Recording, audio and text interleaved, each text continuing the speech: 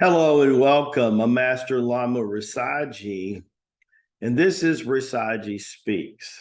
The reason that I have this background before us is today we're going to be discussing the Himalayas, and I thought picture of the Himalayas behind us would be fitting for today.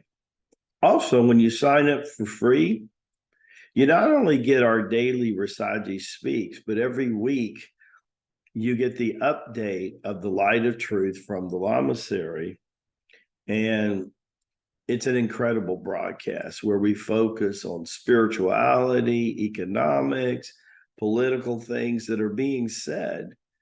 And when they're untrue, Lamaji sets the record straight, and so does the Lama series.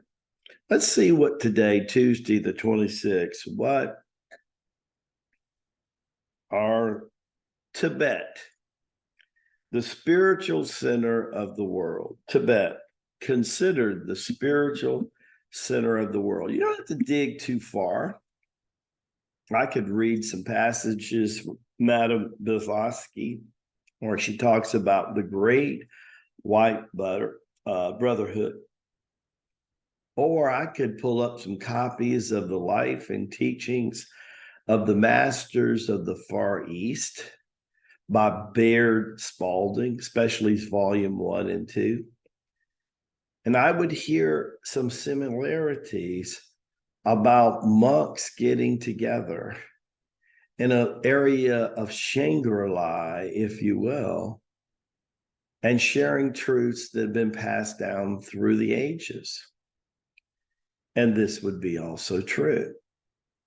I would wonder why, when the Red Army that was the influence of Russia began to invade China after World War II to help bring, with the Dragon family, Mao Zedong to power to infiltrate communism. And they began to attack the Shaolin monasteries, thinking the spiritual root was there, only to realize the Dalai Lama was not in China. The Dalai Lama was in Tibet. And for many, many eons of time, Tibet, through Tibetan Buddhism, but through other sects like our sect, has been considered the root of spirituality for thousands of years. When you really study where the Siddhas, the 18 immortal city yoga masters, have infiltrated, you don't have to go too far beyond Tibet, too far beyond Nepal, or too far beyond northern India, and you'll notice how they come together. See, you also have to understand land masses have changed. Part of China has been resculptured over the years. Lord knows Tibet and Nepal were much larger.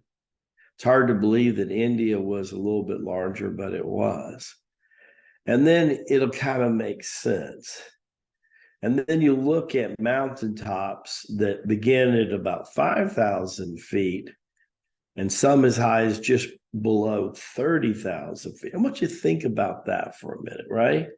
You're up in a 747, and if you're flying anywhere beyond about an hour plane flight in any civilized country from one to the other, there's no time that a plane doesn't hesitate to go up somewhere between 20 and 35,000 feet elevation, right?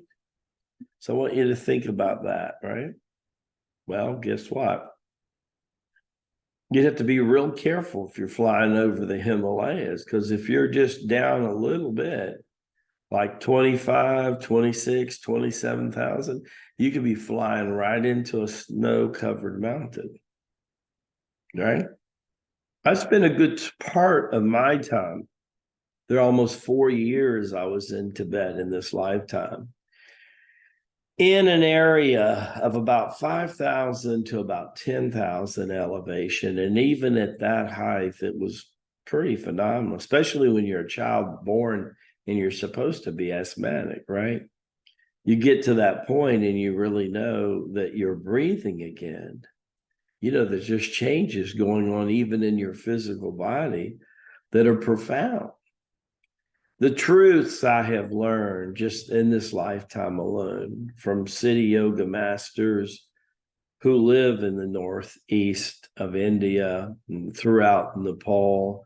Everyone knows if the famous Hatha yoga master Gorthness that the Christian Bible refers to as Melchizedek, one and the same being, is that it's been pretty much his home most of his life. Imagine in snow-covered mountains like this, to produce a cherry blossom tree that blooms all year long, and even when it snows. Well, that's not unusual for the snow, because it snows in a good part of Nepal and Tibet and Northeast India for about 7 to 8 months out of a year. But for a tree that looks like it's springtime, and here it is still budding and still passing it.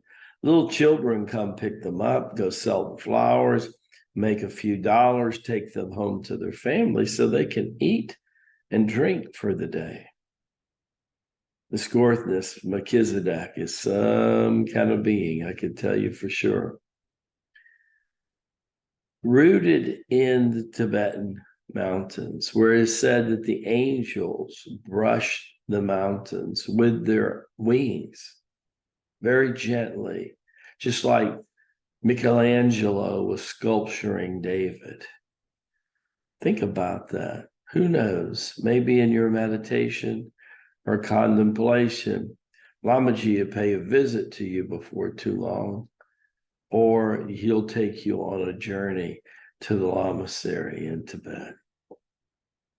Barak Abishai, may the blessings be to you and to your glorious family. Can't wait to see you guys again.